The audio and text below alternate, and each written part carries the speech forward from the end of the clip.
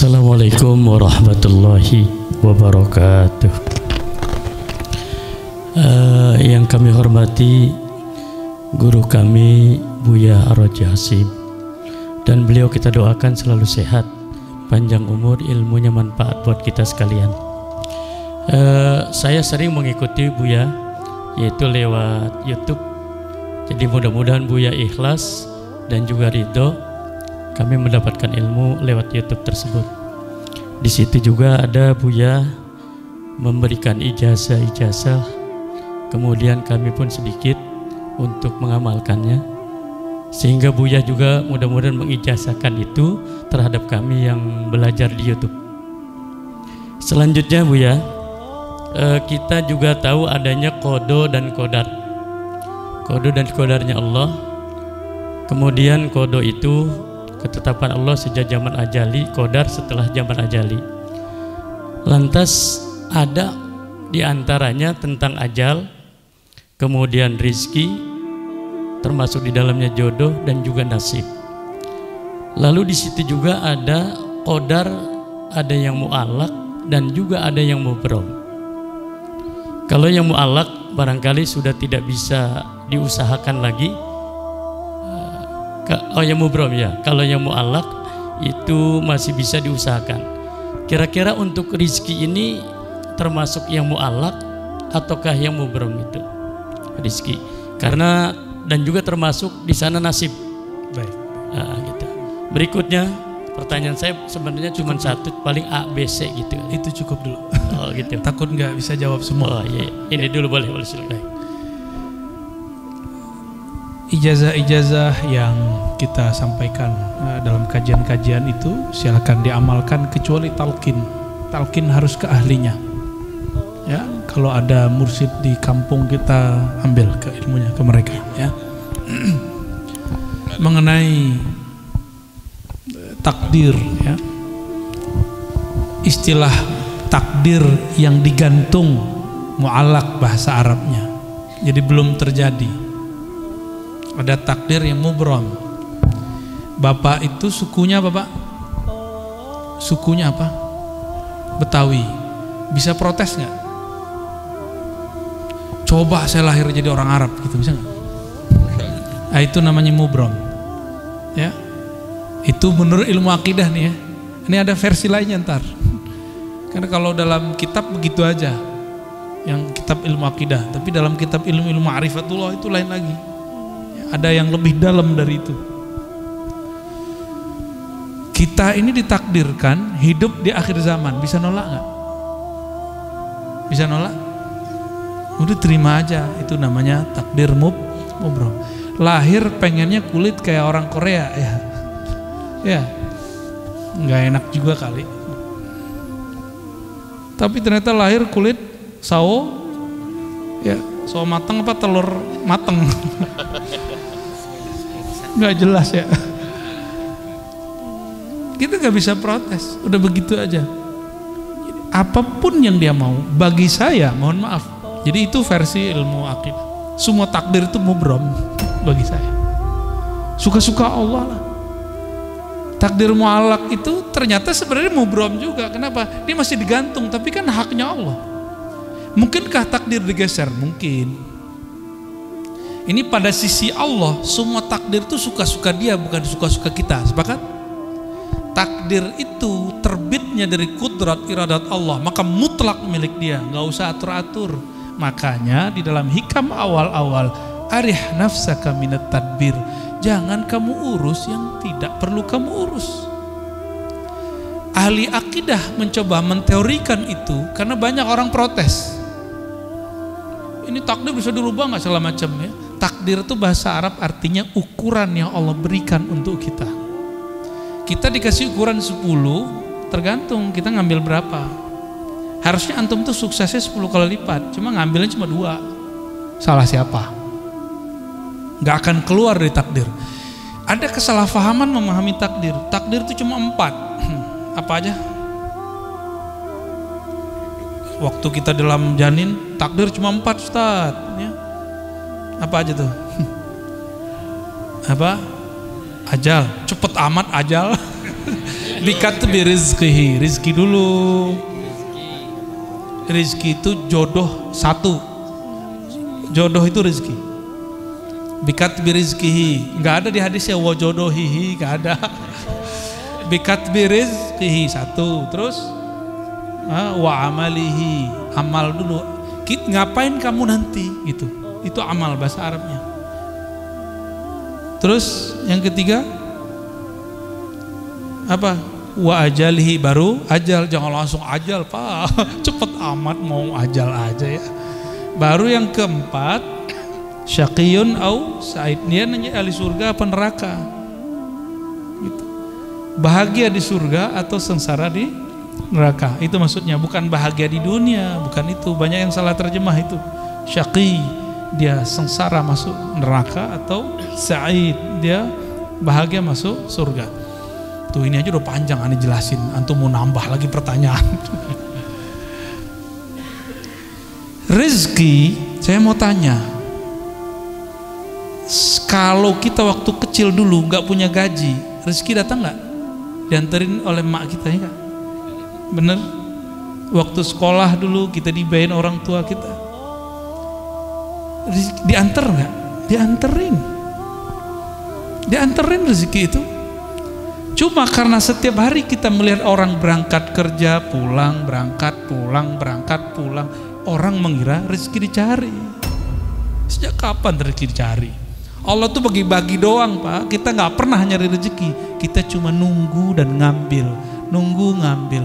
Nah, time nunggunya inilah skill yang dipunya orang bisnis, skill yang dipunya oleh politisi. Dia tahu cara ngambilnya.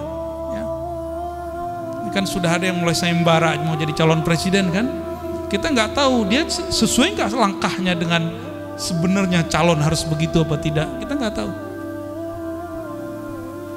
Seperti orang pebisnis, dia tahu kapan dia harus ngambil. Yang main saham, dia tahu kapan harus mau beli, mau jual. Itu skill. Nah, skill itu yang mahal, itu pemberian Allah dan dilatih. Kita rezeki, Allah kan bagi-bagi. Ya. Maka kalimatnya, perintahnya bukan cari rezeki. Ibtaghi fima atakallah daral akhirah. Yang kamu carilah akhirat. Nggak ada suruhan cari dunia. Wala tansa nasibaka minad dunya. Tapi jangan lupa duniamu. Cuma begitu. Kalau kita balik, dunia akhirat harus 50-50 bro. Ente ini udah gila belajar agama, tapi dari dulu sampai sekarang hidupnya begitu-gitu aja. Katanya adil. Nggak begitu cara memahami ayat-ayat Allah. Kita kerja, kalau ada akhirat di situ, mungkinkah orang-orang itu korupsi? Orang yang mengakhiratkan kerjanya, dia jujur kerjanya. Itu antum ibadah tuh. Orang yang niat ketika bekerja, dia ingin menafkahi keluarganya, ingin bantu orang sekitarnya, maka orang itu dihitung ibadah. Itu yang disebut mencari akhirat. Tapi jangan lupa bagianmu di dunia. Jadi kita juga harus saving untuk diri sendiri dan keluarga. Itu maksudnya. Nah dibalik, carilah dunia, jangan lupa akhirat. Nah, nggak tahu nih ayat baru ini. Saya boleh sebut tuh ayat-ayat setan. Tuh ayat setan Pak. Dai setan itu. Ya. Nauzubillah min dzalik. Allah bilang cari akhirat, dia bilang cari dunia. Setan nggak tuh? Mohon maaf nih. Kan dai itu dua aja, dai ilallah sama dai ila ghairillah. Dai kepada Allah atau dai kepada selain Allah, dua aja dai. Dai artinya orang yang mengajak.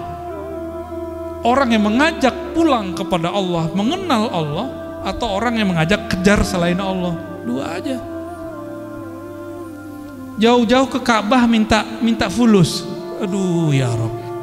Jauh-jauh ke Ka'bah minta rezeki, minta jodoh, boleh sih nggak apa-apa. Cuma kayaknya buang-buang duit. Kalau minta jodoh ke sana, mending lamar orang langsung nggak? Langsung beres tuh, emang pesta-pestanya lumayan tuh ya, sekampung nggak habis tuh. Kecuali antum di gedong ya, kayak cerita. Jadi takdir itu ukuran yang Allah berikan kepada kita. lalu Allah titipkan di dalam diri ukuran lain yang disebut kasab. Laha ma kasabat wa 'alaiha maktasabat. Laha positif, dia akan memperoleh prestasi yang dia usahakan. Wa 'alaiha maktasabat, dia akan kena hukuman terhadap apa yang dia kerjakan. Kasab. Maka dalam akidah Imam Asy'ari Ahlus Sunnah wal Jamaah, Imam Asy'ari ini murid Imam Junaid juga. Apa kata beliau? Allah kasih satu sir di dalam dirimu bernama kasab. Kasab itu sebenarnya adalah tajalli, pancaran kudrat iradat Allah yang Allah pinjamkan ke dalam diri manusia. Maka di saat dia faham kasabnya dia kemudian mengatakan, aku bisa begini pun karena Allah juga yang memberi. La haula wala quwata illa billah. Maka ketika dia mendapatkan sesuatu, dia girang untuk berbagi kepada hamba-hamba Allah. Ya. Nah, itu takdir. Jadi takdir itu Bapak Ibu, ada takdir Lauh Mahfuz. Itu jadi bukan qada azali, qadar hadis, enggak. Yang tepat ya, yang tepat secara ilmu ma'rifatullah, qada qadar sama. Qadar ini saya mau ngambilnya yang pakai sinonim. Itu tertulis di Lauh Mahfuz. Lauh Mahfuz itu, lauh bahasa Arabnya papan tulis. Cuma kan yang di langit itu bukan papan, Pak. Ya, makhluk yang tercipta dari nur, tapi di situ tertulis. Ada lembaran-lembaran seperti dedaunan-dedaunan cahaya, di situ tertulis. Ini namanya Pak Fulan, Ibu Fulan, Puan Fulan, Tuan Fulan. Tulis di situ. Namanya sudah ada. Oke, itu makhluk nggak? Lauh Mahfuz makhluk nggak? Maka takdir yang tertulis di Lauh Mahfuz semuanya makhluk. Cuma bedakan, ilmu Allah makhluk nggak? Ilmu Allah bukan. Ilmu Allah azali. Jadi yang azali itu ilmu Allahnya, sedangkan suratan takdirnya bukan azali. Azali itu tidak berawal, tidak dicipta, itu azali. Semoga pusingnya. Tuh. Salah siapa nanya bab begituan? Ya. Namun apa kata Allah? Kataba ala nafsihir rahmah. Di Lauh Mahfuz tertulis hukum takdir. Orang yang baik dapat balasan kebaikan, orang begini ya begitu. Itu hukum takdir.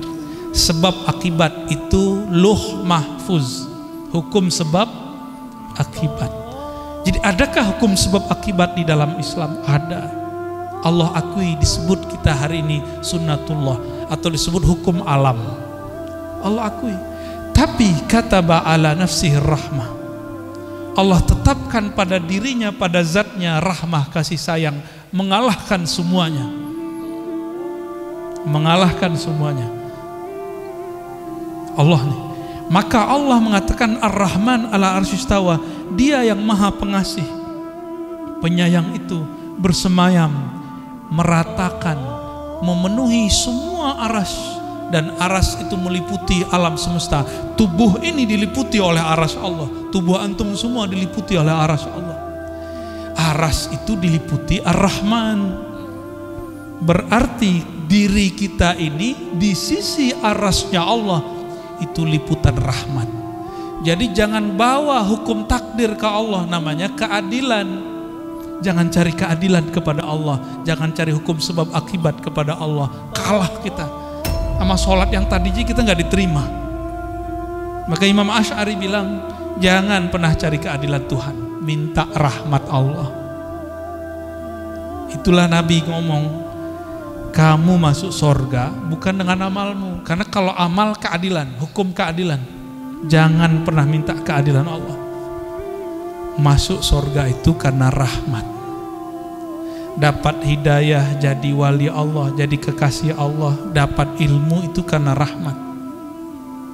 Ciri-ciri orang dapat rahmat di kolbunya, tidak ada lagi rumus-rumus kebencian. Gimana? Di kolbu kita sudah begitu belum? Katanya baca bismillah tiap hari. Imam Syafi'i Kenapa mewajibkan baca basmalah bagian dari Fatihah? Berharap orang-orang yang bermazhab Syafi'i, murid-muridnya nanti kolbunya dipenuhi dengan Rahman dan Rahim. Maka saya berdoa semoga kita, saya dan yang hadir semua yang bermazhab Syafi'i ataupun yang tidak Syafi'i, yang selalu melazimkan baca Bismillahirrahmanirrahim, semoga kasih sayang Allah tumpah ruah dalam kolbu ini. Amin. Kalau sudah penuh di ini dalam kolbu ini nama Allah, keluarnya pasti sayang, sayang, sayang. Bukan benci, benci, benci. Ya, Allah memla' qulubana birahmatik. Ya Allah yang Maha Penyayang. Amin. Yang kasih sayangnya meliputi arasnya. Amin. Tubuh kami apalah dibandingkan arasmu ya Allah. Amin.